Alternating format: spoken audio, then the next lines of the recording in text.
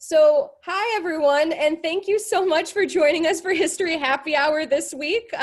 We're talking about World War II, Who's Your Home Front? My name is Callie McCune. I'm the Public Programs Manager at the Indiana Historical Society, and it's really great to see so many of you here and so many of you returning back to enjoy more from us this Thursday. This happy hour is brought to you by One America Financial Partners, a national provider in insurance and financial services marketplace. We're really grateful that One America is helping us make these happy hours happen week after week. At the Indiana Historical Society, if you haven't gotten to meet us before, we like to think of ourselves as Indiana's storyteller connecting to the past. We do this by collecting millions upon millions of pieces of paper that we store in the Smith Memorial Library. Those are paper-based objects like books, paintings, letters, photographs, diaries, maps, so many more than I can mention now, and then finding interesting, exciting, or intriguing ways to share it, whether that be through publications, exhibitions, or events like this. We can't wait to welcome you all back when we're able to open our doors again at the Eugene and Marilyn Glick Indiana History Center. So while we're waiting for that to happen, we're excited to be able to bring you some virtual content like this. Before I introduce Marianne Sheline, our moderator for the evening, I have a couple of Zoom logistics that I want to make sure you all know. You'll all be muted for tonight's event, and you'll know you're muted because there's a little red microphone in the corner of your screen. We'll keep you muted for most of tonight's talk. But you do have the opportunity to talk back to us. There's a chat box down at the bottom of your screen. Feel free to drop any questions you have or comments as we go throughout the evening. I'll be dropping links and URLs as we go, and you can copy and paste them into your favorite web browser to see more. Almost all of these links will also be delivered to your inbox tomorrow morning around 10 a.m. You can toggle between how your screen is shown. We're sharing our screen right now, but there's a menu bar up at the top that you can use to make your screen bigger or smaller and to see more of us if you'd like to view us Brady Bunch style or just the speaker for whoever's talking right now. Again, keep an eye on the chat box. We'll be dropping questions in as we go, but we'll start with about a 30-minute conversation between Marianne and Jim, and then we'll open it up for your questions. As we go along, please feel free to share any questions you have in that chat box, and I'll kind of remind you as we keep going. If you enjoyed this program, please consider coming back for more. We're here every Thursday through June and July and probably August with more conversations with Indiana's best, brightest, and most knowledgeable scholars. Next week, we're talking about the history of Indiana Youth Group with Rand DeStefano and Jordan Ryan. And then keep an eye on indianahistory.org for future happy hours about Ohio River Pirates, Indianapolis soul music, the Miami people, and so much more. So without further ado, let me turn this over to Marianne Sheline, our Director of External Engagement and Special Initiatives, to get us started. Hello, everyone. Thank you, Callie. So we're going to talk a little bit about World War II and the home front, especially here in Indiana. And we're going to do that by asking questions of the wonderful Jim Madison. He is a professor emeritus at Indiana University, now retired, so lucky. He taught a World War II course for over 30 years there. He is the author of the book Hoosiers, A New History of Indiana, and he's also one of our favorite board members of the Indiana Historical Society. So Jim, we're at History Happy Hour. What are you drinking? Well, I have to stay as smart as I can possibly be, which may not be enough this afternoon. So I've got an iced tea and nothing more. Maybe after this is all over, I'll have my usual evening drink. If you could think of a drink that really represented the home front during World War II, what would that be? Oh, I think it has to be beer. Okay. This was not a place for people like me who drink martinis. This is a place for real Americans who could work long and hard in really the first being the Civil War, but the second most serious crisis this nation has ever had. This war was a very, very serious endeavor. We know how it turned out now. This is one of the disadvantages of history. We know how things turned out. But when America joined the war in December 1941, nobody knew. And there were good reasons to fear that it wouldn't turn out the way it did. That is, that the Allied powers would win. So this is a serious war. I want to say something at the beginning, Mary Ann, to make a point that I always try to make when I'm asked to talk about World War II, and that is that on the one hand, there are many Americans who like to think of this as the good war and the greatest generation ever. And maybe in the discussion section, some of our participants want to talk about that subject. I personally don't think it was a good war. I don't think there's ever been a good war. I think it was a necessary war, an essential war. The Allies had to win this war. The alternatives we can imagine today would have been just horrible. But it wasn't a good war. And the first place to start is, and I see this is on the screen now, and this wonderful chart, which I probably have used in every history class I've taught at IU, tells you, it doesn't tell you the exact numbers. We don't know how many people died in World War II. 60 million, 70 million maybe. That's a lot of people. I used to tell IU students that's more people than can fit in an assembly hall by a factor of many, many times. You can see the relative proportions of losses in all the nations. But even in the little old United States, which contributed only 2% of the total deaths of this war, the numbers of Americans, 300,000 plus, in Indiana, 10,000 plus, is large. So there was lots of death and suffering in this not so good war, in fact, in this horrible war. And I want to quickly mention a few of the Hoosiers who died in this war who are special to me in all sorts of ways. Can we have the next slide, please, Mary Ann? Can you get one of them is a young man from LaPorte County on the left there. He was a tanker. He was the Yank of the Year in 1944.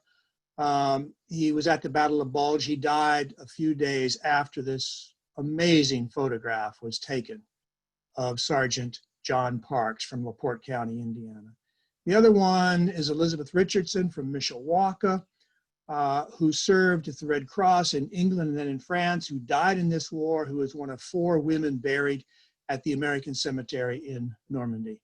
I spent a lot of time with Elizabeth Richardson. My wife says I fell in love with her. There's some truth to that, even though she died in 1945.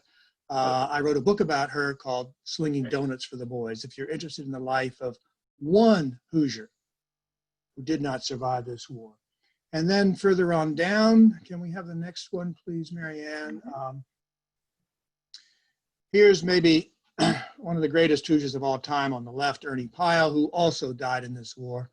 There's a new documentary, a PBS documentary on Ernie Pyle called Life in the Trenches, which shows, as this image does from 1945, his connections to the boys, to the GIs, to the men who served.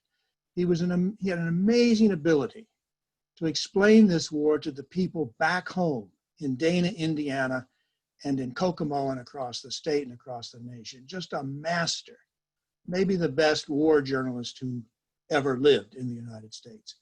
And then finally, in my list of Hoosier wartime heroes, Kurt Vonnegut. You probably all know Kurt Vonnegut. If you don't, you need to.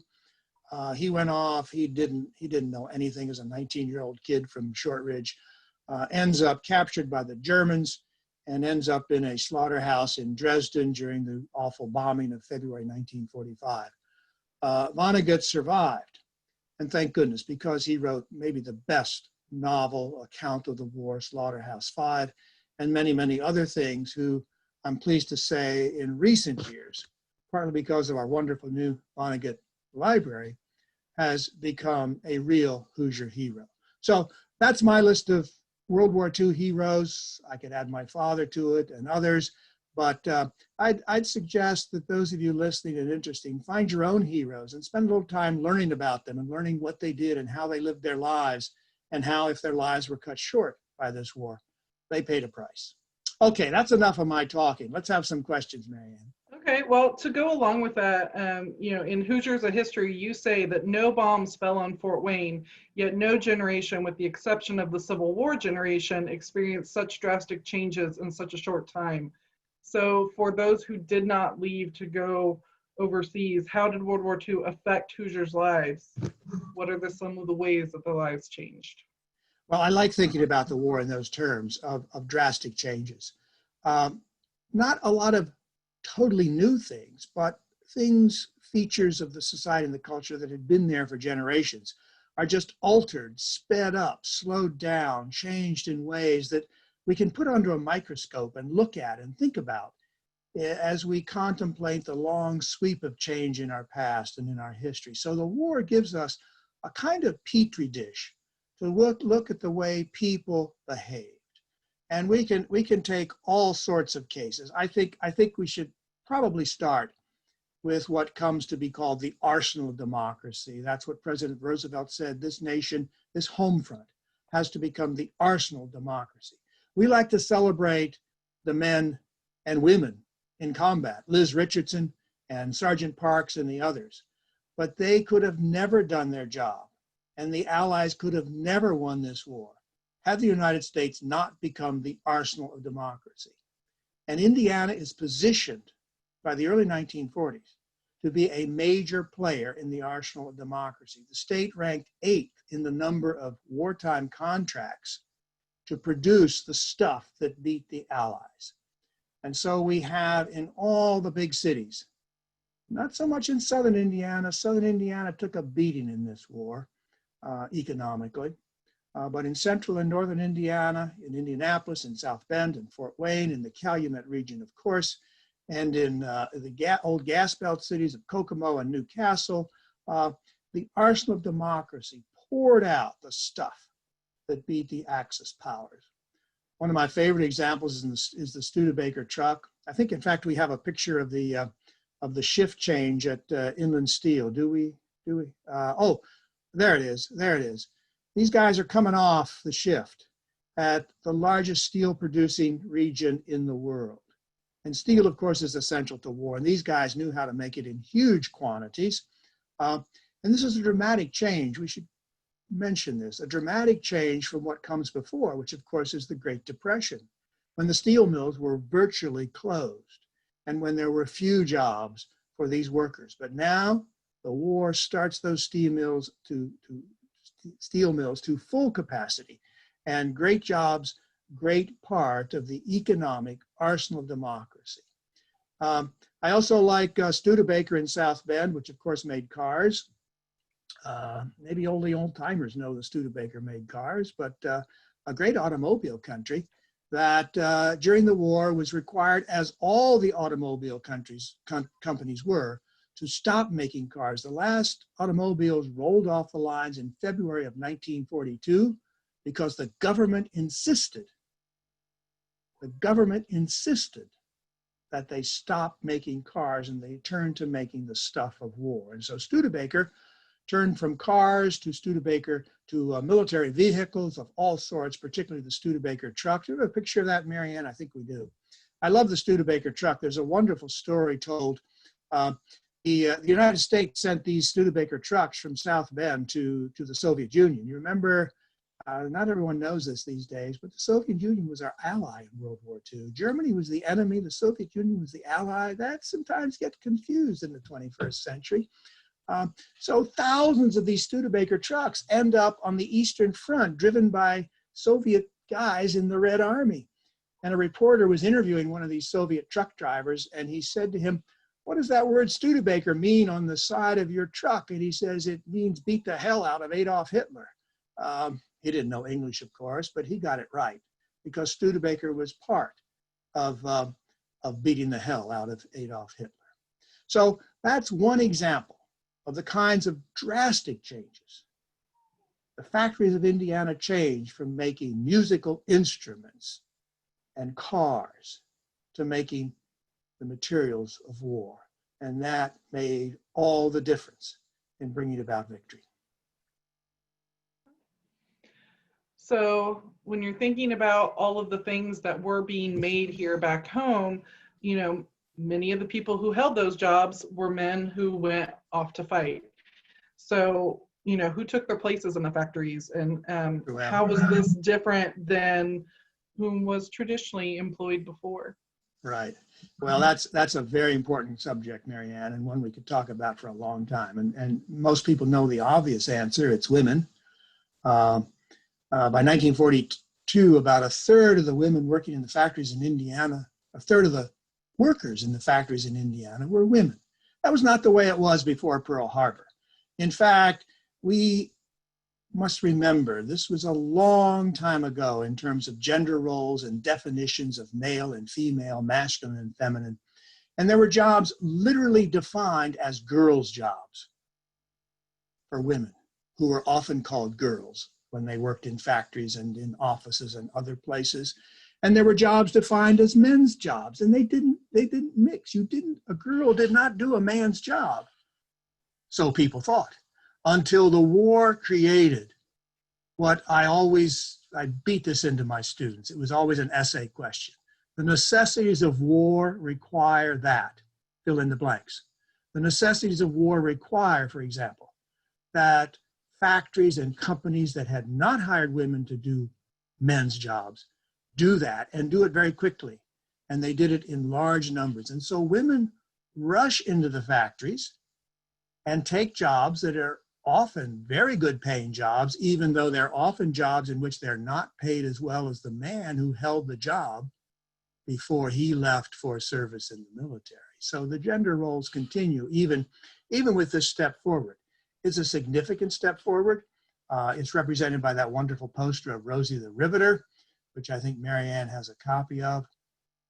A strong woman, a very strong woman. And that's Norman Rockwell's version of Rosie the River on your right. Two wonderful images of women who can do it, who can do the work. But notice that the traditional one on the left still makes concessions to gender roles. That is, look at her eyebrows, her lips, her manicured nails, if you can see them. She's not going to become an Amazon by going into the factory. She's going to remain feminine. She's going to remain a girl, even though she's doing a man's work.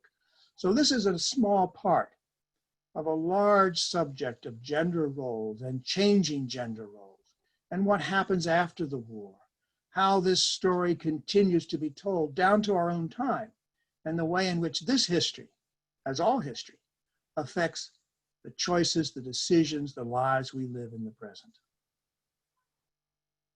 Well, May I just quickly, and if you want to follow up on this, Marianne, I know you've got a lot of questions and we have a limited time, but of course the other source of labor is African Americans. Here, the prejudice and discrimination was deep. Most businesses did not hire African Americans for any sort of skilled labor. They could work at Eli Lilly and Company as in the cleaning crew, but not in the laboratories, not in the production facilities. And that was true across the state and across America. The obstacles to employment for African Americans were severe. And the war changes that too. The necessities of war require that. We hire African American workers. We don't want to do it. We don't want them on our factory floor, but we have to do it, and we did do it. So many employers say. There were sometimes good consequences, sometimes not so good. Some white workers objected. There were walkouts occasionally when African Americans showed up on the shop floor. So here too, we have an example in the war of an ongoing issue in American history that is speeded up, that is intensified, that we can look at more deeply, and that persists down to the 21st century.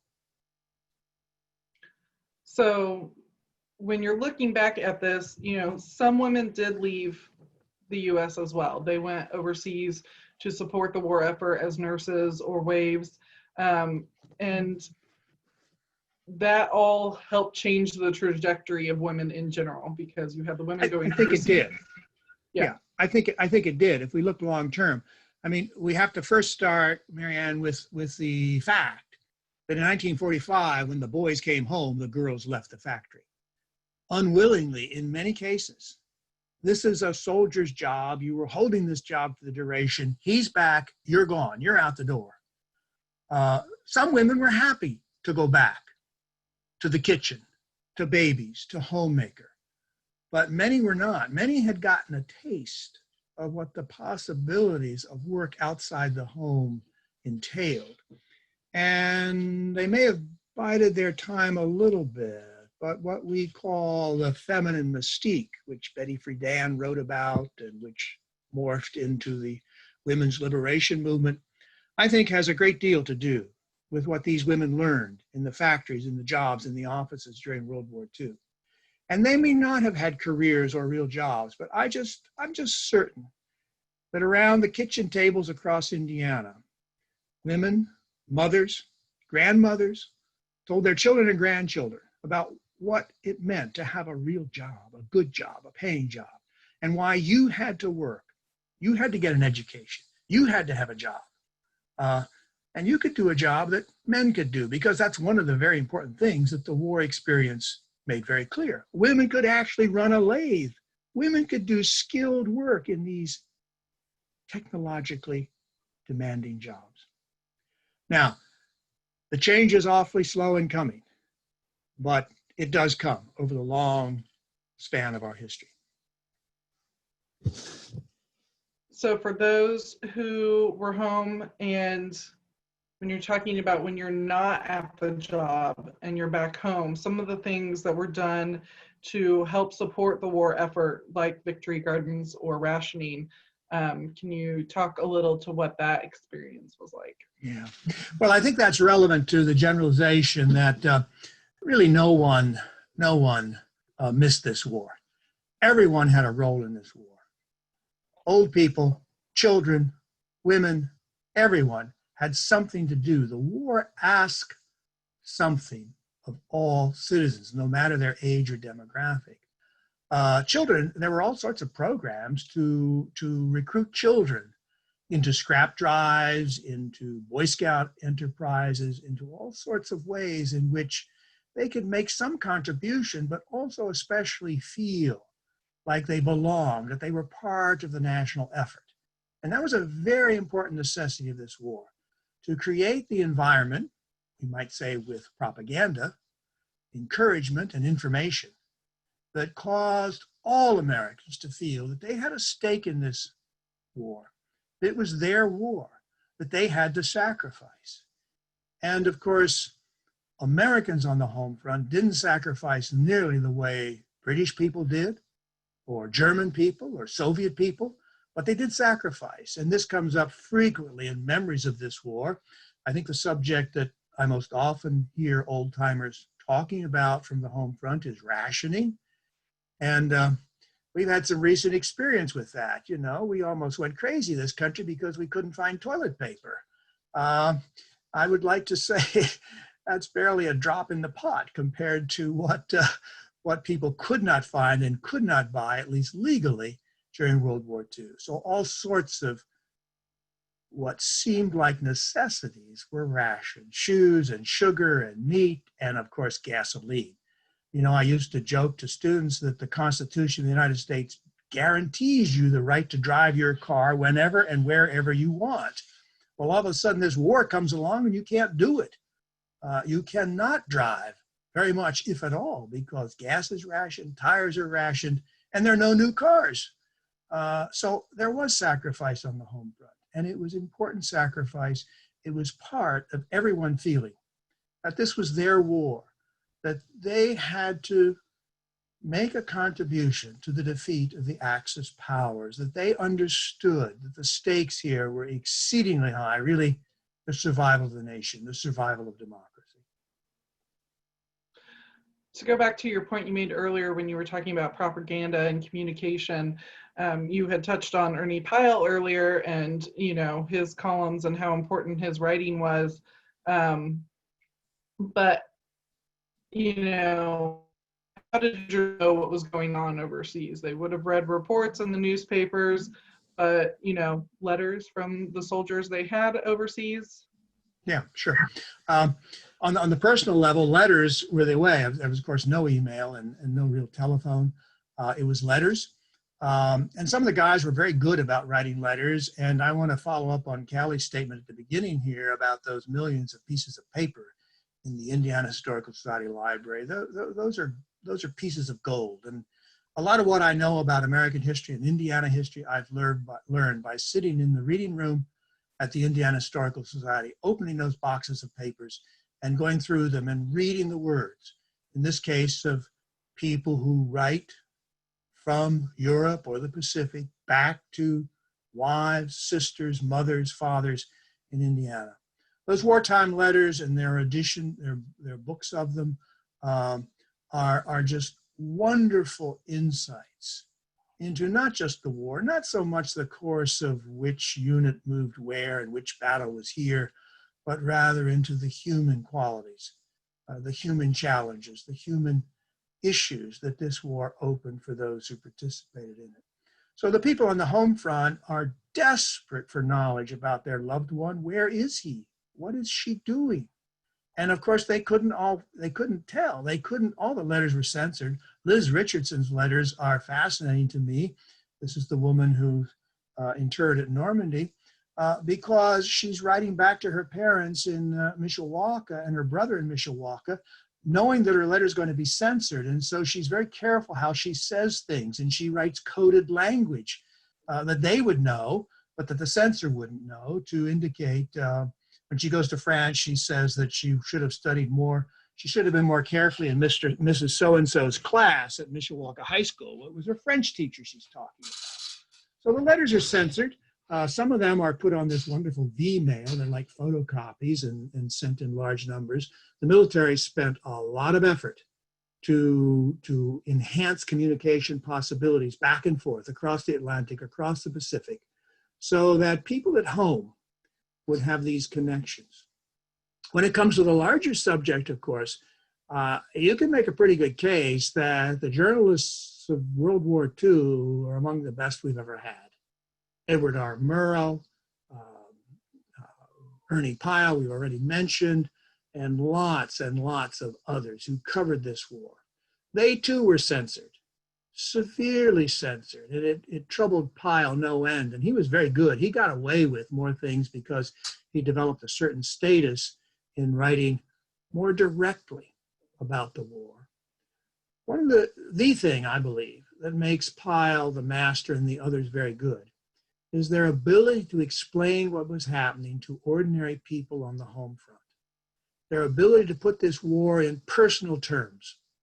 And if you haven't read any of Ernie Pyle, I would recommend his essay on Captain Washkow and bringing his body down the mountain in Italy on the back of a mule. If you can read that essay and not shed a tear, I think there's something seriously wrong with your heart and your head, because Pyle brings out the nature of war, the nature of men at war, in a way that is just brilliant. So there's lots of knowledge.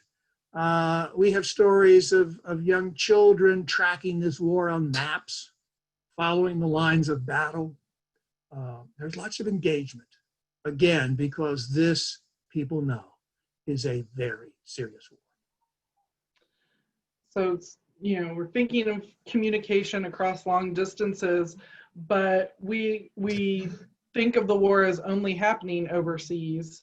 So can you speak a little bit to the military installations that were in Indiana that brought it a little closer, and prisoners of war?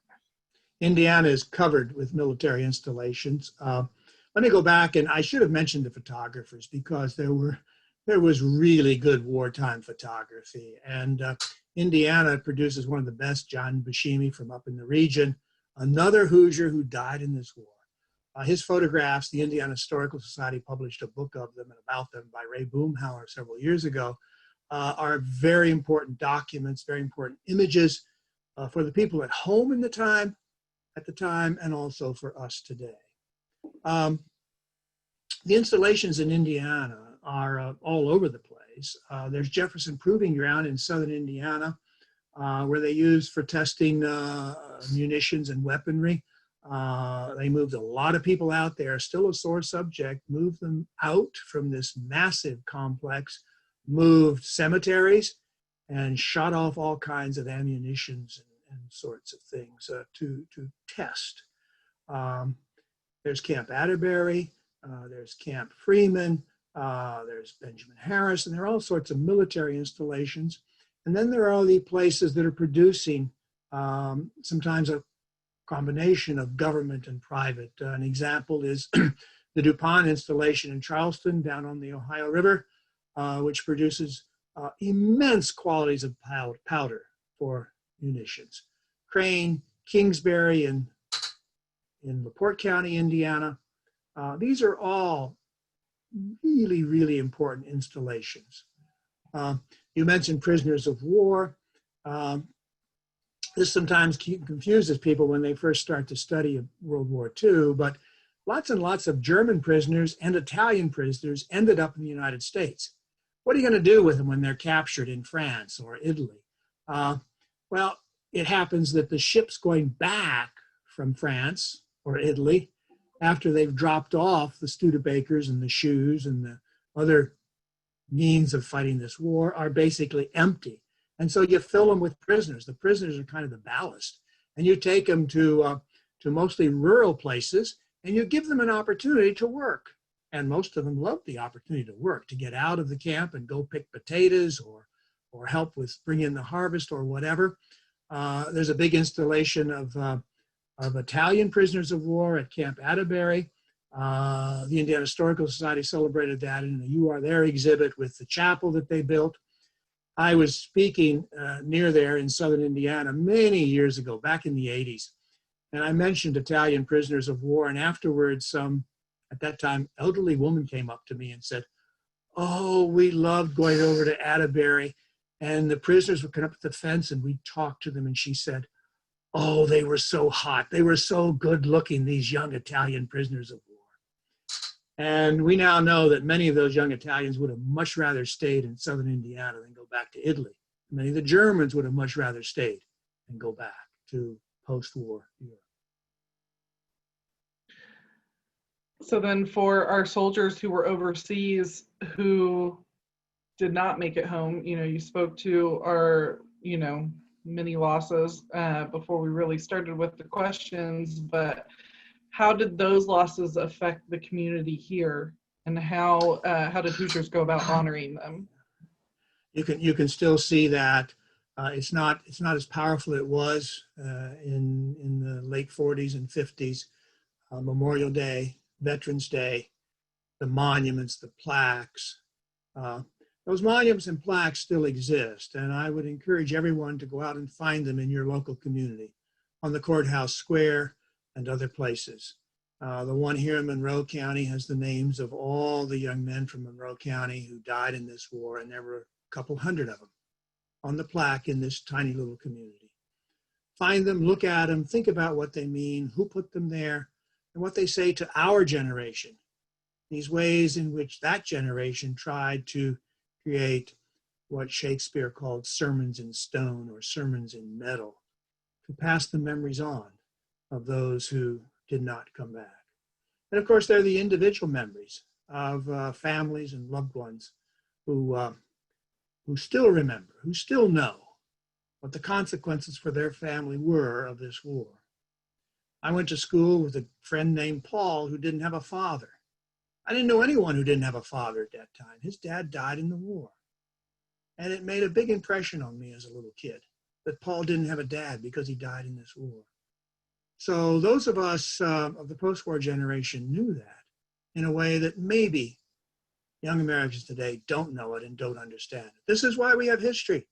Young people aren't born knowing the past. We have history. We have institutions like the Historical Society. We have scholars. We have librarians and archivists, so that young people especially get a head start on figuring out what our past is. Older people naturally sort of gravitate to it if they have a head and a heart. They know there's a past. They know they're not mortal. They know it has some meaning and significance for the present. But younger people tend not to know that. They believe they're immortal and it's only the present and the future. And this is why the mission of the Indiana Historical Society and of all history enterprises, I think, is so fundamental to our civilization, to our democracy. Now, if my wife were here, she'd cut me off because I'm preaching. So you didn't cut me off, Mary Ann. Ask me a question so I can talk about something more real. Well, for something a little more lighthearted, but also somewhat Yes. relevant to today,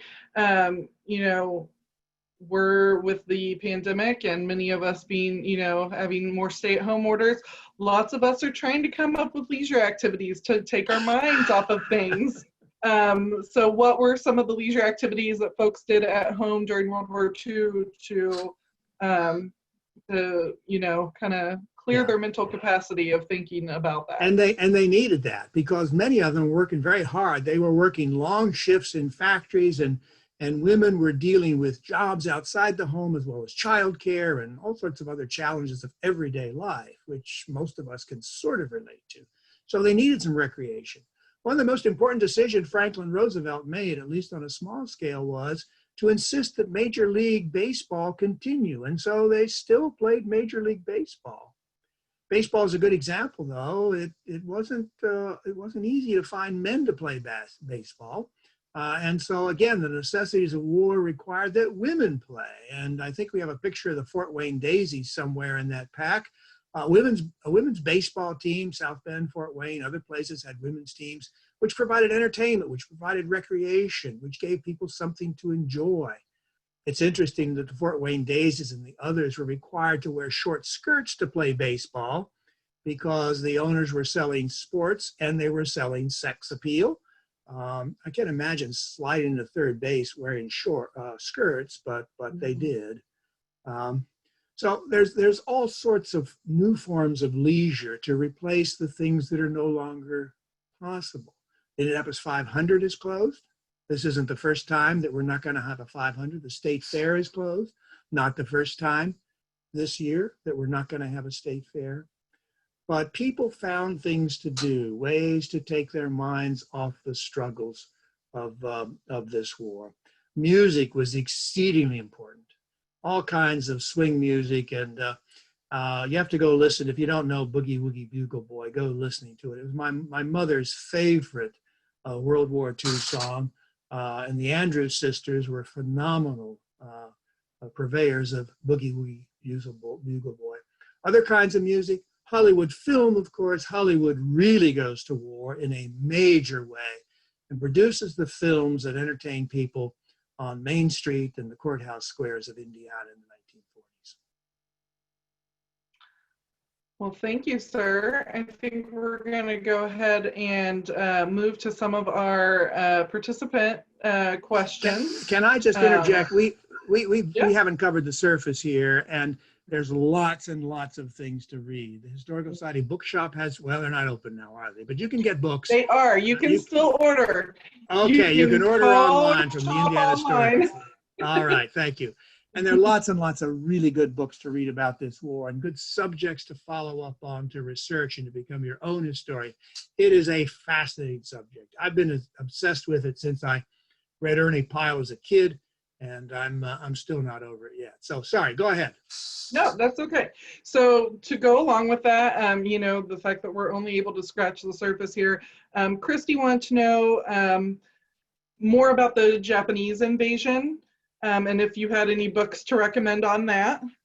On Pearl Harbor in particular, or the Japanese War? The Japan invasion. So for our soldiers who were... Oh, the American effort to invade Japan. Yeah. Well, I think the best way to start with the Pacific War is the historian John Dower, Dower. He's just a phenomenal scholar, historian of World War II from the Japanese perspective. And I think if you come to this war with preconceived American ideas, you'll discover in John Dower's work that there's another side. There's always another side to this war. It was very hard for that World War II generation to accept that. My father would never have bought a Japanese car. He couldn't believe when I bought a Toyota years ago that I would buy a Japanese car. But there's always other sides. And John Dower's books on World War II really bring that out. The question of the Japanese invasion probably has to do with the decision to bomb Hiroshima and Nagasaki. Rather than hold off for an invasion. That you can read lots and lots of stuff about that in Dower's book and in others. I'll just very quickly say, and I know this will be controversial to many people, most scholars who have really studied that question believe that the dropping of the bombs were not necessary, that Japan would have surrendered without significant more loss of American life, and without the necessity of dropping the bombs. You can argue it a lot of different ways, but that seems to be the trend among the experts who really have studied this question deeply. Okay, that's enough on that. Okay, so moving back to the European theater, we had some folks asking if you could compare the US losses to the German losses.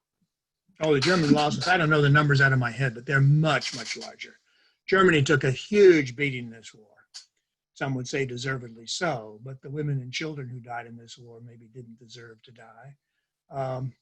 But German losses were largest on the Eastern Front. We didn't mention that. That's a huge subject. You know, again, the scholarship here may shock some people who haven't read and paid much attention, but this war, we like to think that the war was won at D-Day in Normandy. Well, in fact, now the war was won on the Eastern Front.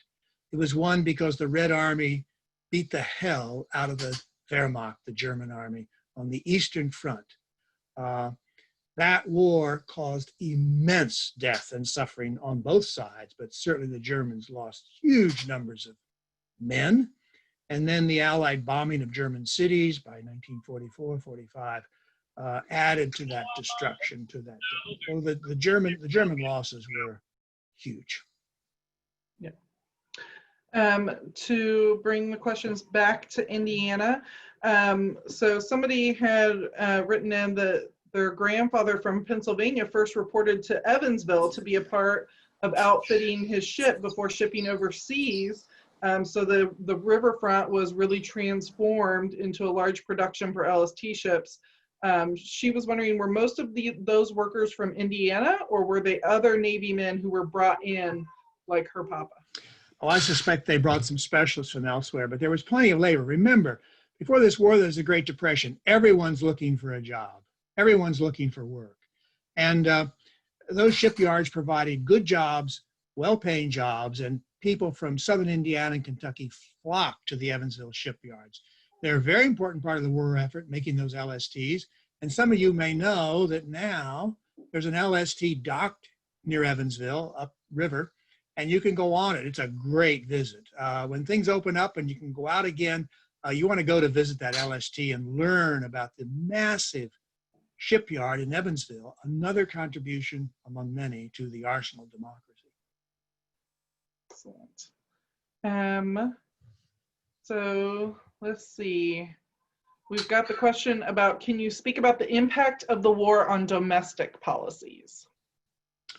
Oh, the war had a large impact on domestic policy. You have two things in play there. One is the New Deal, which of course produces all sorts of new domestic policies. Let's take Social Security, for example.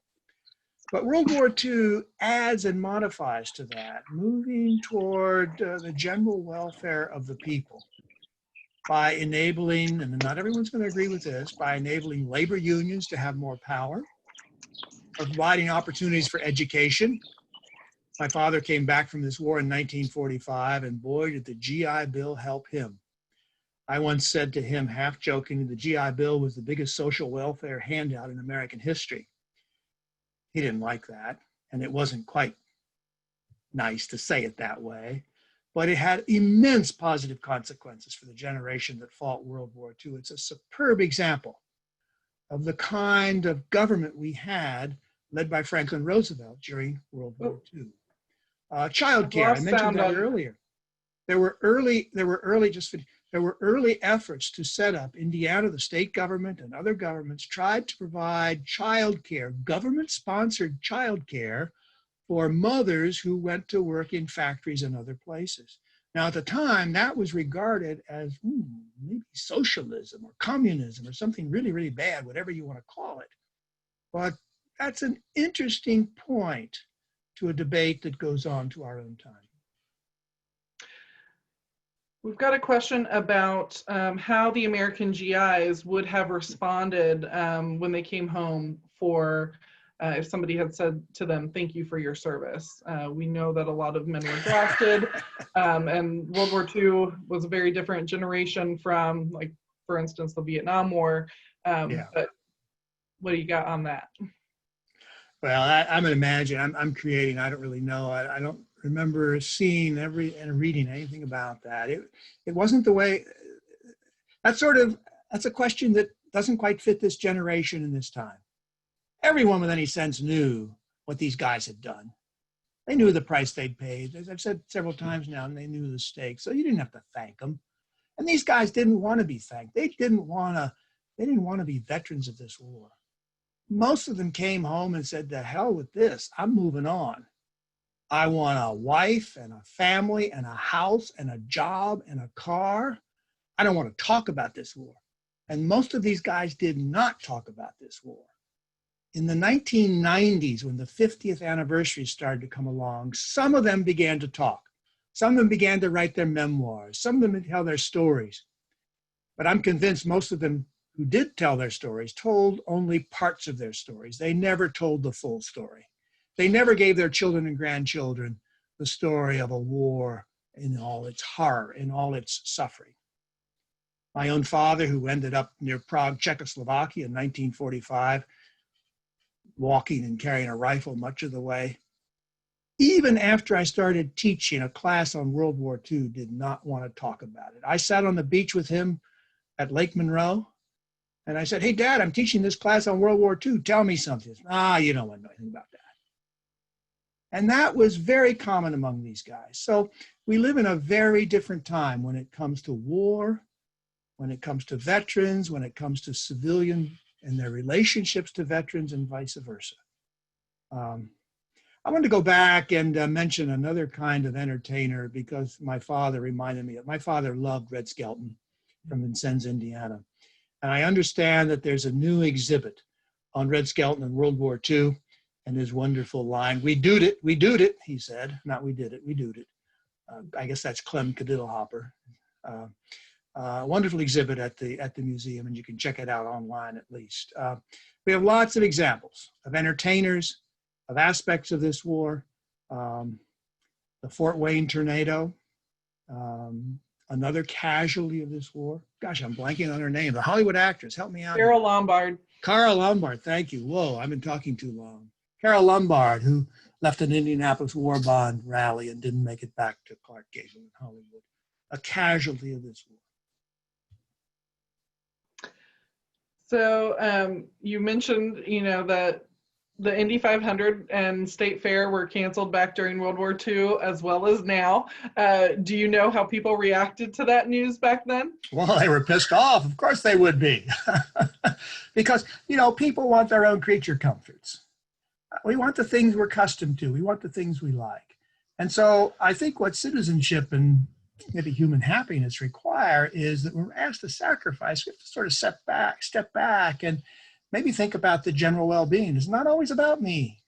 Maybe it's about others. Maybe it's about the community. Maybe it's about the whole country. Maybe it's about, are we going to be speaking German if we lose this war? So a lot of the war effort is directed, a lot of the propaganda and other aspects of the war are directed toward helping Americans understand that larger necessity, that it's not about them. And you're going to have to give up without your, I don't know what the food at the State Fair was in the 1940s, without your corn dog. You're just not going to have it this year. Well, for several years.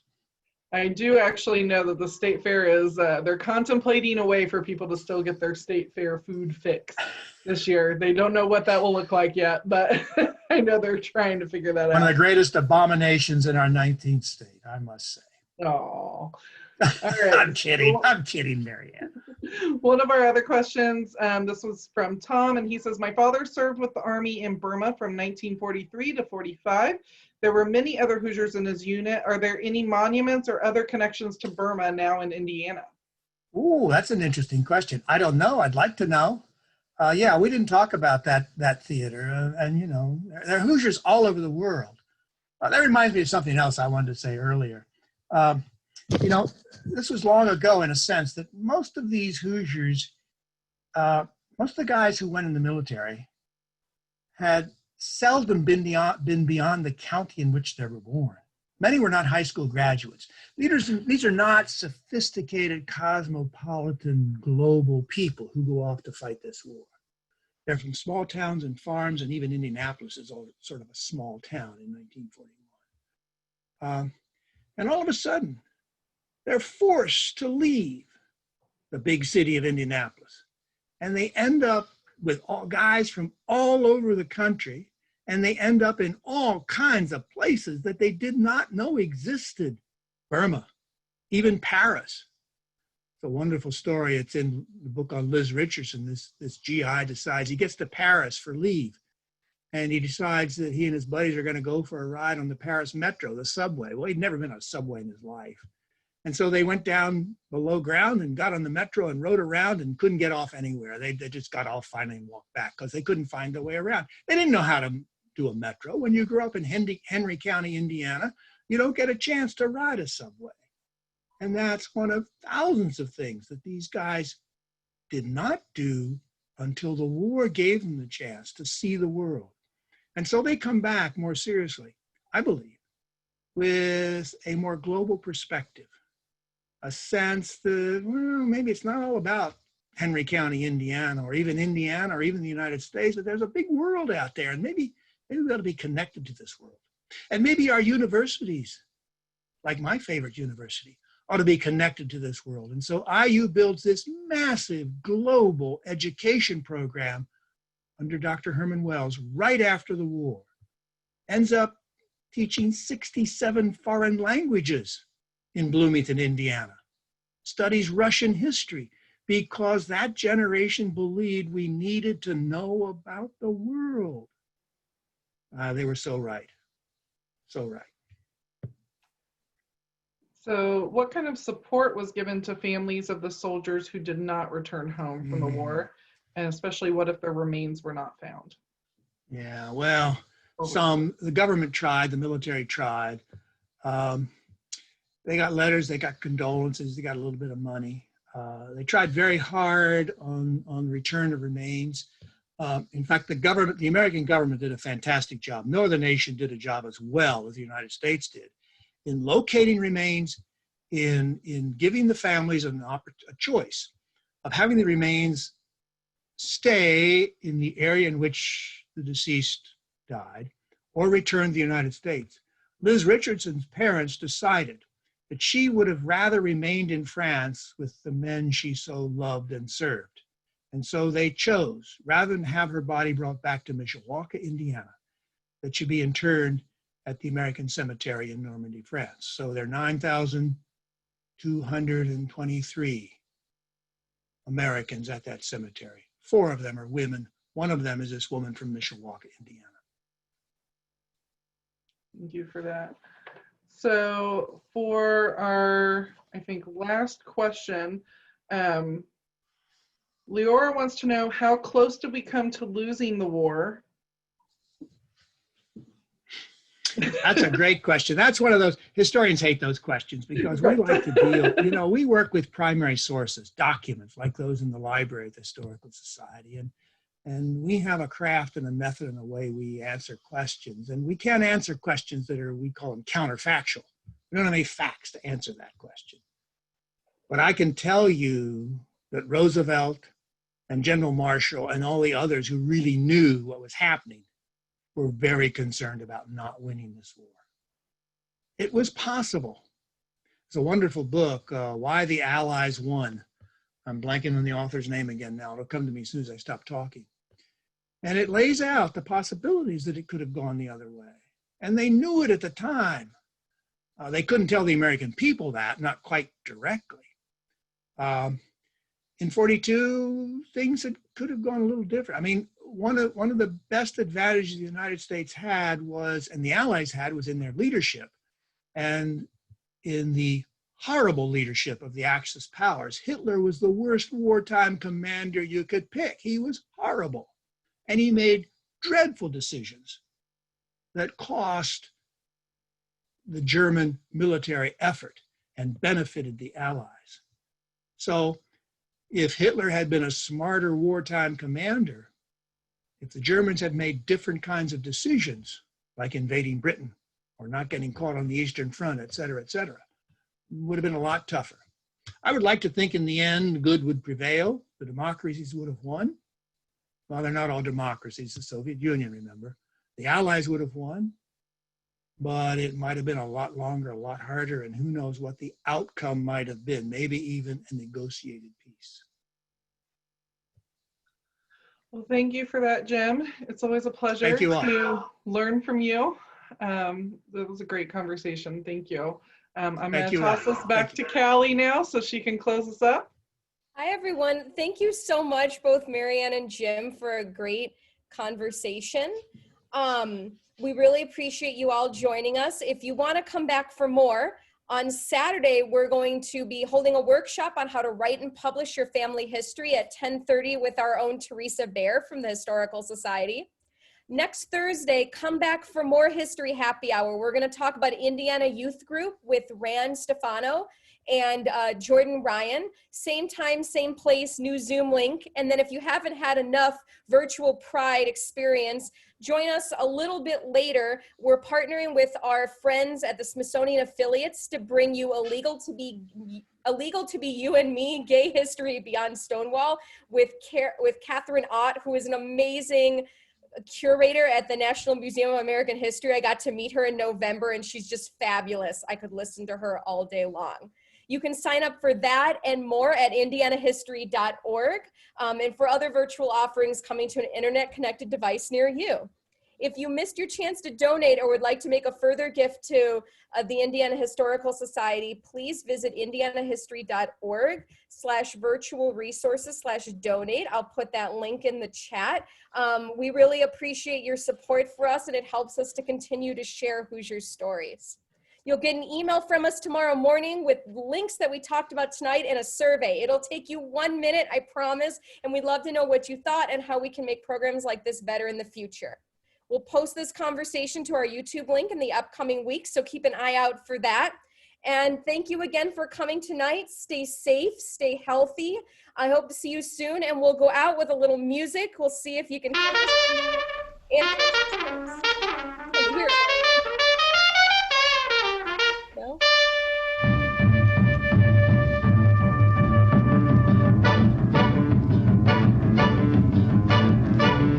He was a famous trumpet man from out Chicago way.